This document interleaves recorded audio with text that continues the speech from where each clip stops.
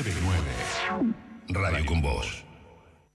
Toda la info y el análisis del mejor planeta de la galaxia. Internacionales con Leti Martínez. En 6 días se define el futuro del país más importante de Latinoamérica y también de una gran elección para la región. Me refiero a lo que va a pasar en Brasil porque el domingo el Avengers Endgame entre Lula y Bolsonaro para definir si Bolsonaro sigue siendo por 4 años más presidente de Brasil o si en cambio Luis Ignacio Lula da Silva vuelve por tercera vez a ser presidente de ese país. Leti, ¿cómo te va? ¿Cómo andás? Bien, muy bien. ¿Cómo viene todo eso en Brasil? Viene, la palabra por ahí más escuchada, va a estar muy peleado. Sí. Así que un poco es eso. Quería contar algunas de las últimas situaciones y después ya nos metemos al menos en los últimos números a tan pocos días de la elección del domingo. Por un lado, no quería dejar de mencionar lo que pasó el domingo, lo que tuvo que ver con el ex diputado bolsonarista, estamos hablando de Roberto Jefferson, que tenía prisión domiciliaria por haber amenazado nada más ni nada menos que a miembros de la Corte Suprema, en su momento, hecho en una investigación que también se lo había investigado Bolsonaro por fake news, entre otras cuestiones. Bueno, él estaba en la prisión domiciliaria, lo que sostienen desde la Corte es que no estaba cumpliendo con la prisión domiciliaria, van los policías para arrestarlo finalmente, el ex diputado sale con un fusil y con granadas y le empieza a lanzar a los policías, de hecho hiere a un par, bueno, toda una cosa situación. sana, ¿no? Total normalidad. La defensa democrática, ¿no? De los derechos del diputado. Sí, con todo un armamento que tenía además en su casa. Pero bueno, por supuesto todo esto reavivó varios debates, muchos de ellos que tienen que ver con el propio bolsonarismo. Bueno, ahora, cuando decís diputado, ¿a qué te referís? ¿Que fue diputado y que ya no estaba, había sido expulsado? Ya no era. De hecho, bueno, incluso se acercó el ministro de Justicia de Bolsonaro a prácticamente pedirle que se entregue. Salió el propio presidente como intentando desligarse un poco de esta situación. Pero ¿Un bueno, poco? ¿Debería desligarse del todo o no? Y bueno, pero era un diputado que respondía Claro. a él, así que un poco complicado. De hecho, había dicho en su momento que no tenía fotos con él y empezaron a aparecer un montonazo de fotos con el presidente. Pero ¿por qué empiezo por este lado? Porque me parece que algo que está marcando, sobre todo en estos últimos días, la elección, o la campaña, mejor dicho, tiene que ver con el intento del Tribunal Supremo Electoral de limitar todo lo que tiene que ver con noticias falsas, ¿no? Y yo decía que este hombre justamente estaba preso en parte, bueno, por las amenazas y toda la situación que se había dado.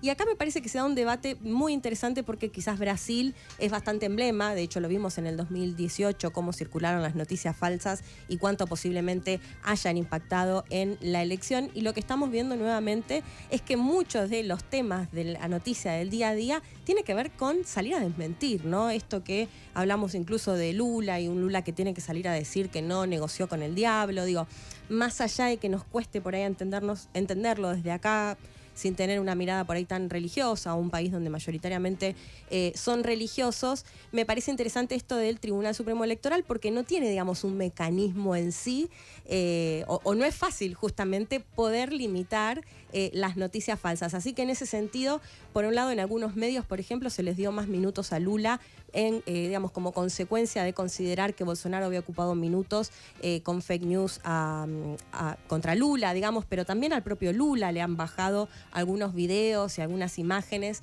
por considerar que también caían en noticias falsas. Por eso digo que difícil es igual poder tener un cierto control. También se limitó incluso lo que tiene que ver con el tiempo en el cual tienen que retirar de las distintas plataformas cuando se denuncia como una noticia falsa e incluso una posible multa y condena a quienes, digamos, compartan justamente estas noticias. Así que me parece que esto es uno de los temas que se está dando, que se está viendo en esta semana a días. Y el otro dato tiene que ver, lo habíamos planteado en su momento, que dentro del bolsonarismo, previo a la primera vuelta, habían empezado un poco las críticas acerca de si el Auxilio Brasil, esta ayuda estatal, esta ayuda económica, había llegado tarde. Bueno, vimos después que el apoyo fue bastante. Lo interesante que se conoció en estos últimos días es que las encuestas vieron que se incrementó el apoyo, o sea, si bien de la mayoría de los brasileños y brasileñas que reciben esta ayuda votan por Lula, lo que sí se registró es que en el último tiempo se incrementó por Bolsonaro, es decir, que estaría teniendo una repercusión esta ayuda estatal. Lo recordamos, de hecho, son 600 reales que se dan por mes, o sea, se llevó a ese monto, se extendió hasta diciembre, incluso se cambió apenas horas después de la primera vuelta. Lo que se hizo desde el gobierno de Bolsonaro es cambiar incluso la fecha en la que van a recibir este monto para que lo reciban antes de esta segunda vuelta, entre otra tanta cantidad de guiños que vimos en este sentido, más allá de que, por ejemplo, no figura en el presupuesto para el año que viene, ¿no? Por eso es considerado como una medida muy electoralista para llegar hasta la elección este año. El año que viene vemos. Perdón, pero puede ser tan...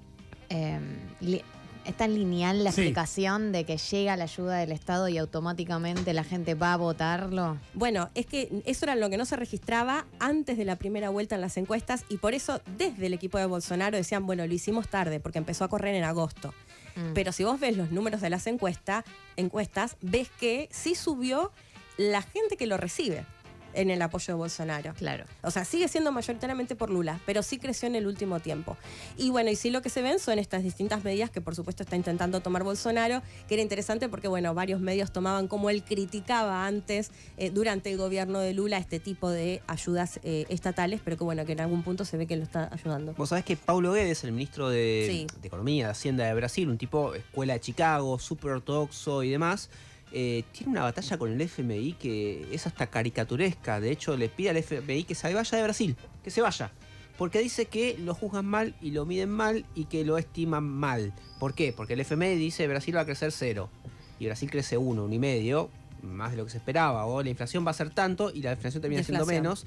Y considera que hay un ataque ideológico a lo que está haciendo Bolsonaro con su ministro hiperliberal, que es Paulo Guedes. Es muy hermoso porque sería una disputa entre liberales y ultraderechistas, digamos. Sí, el meme del hombre araña. Claro. Claro, sí, totalmente.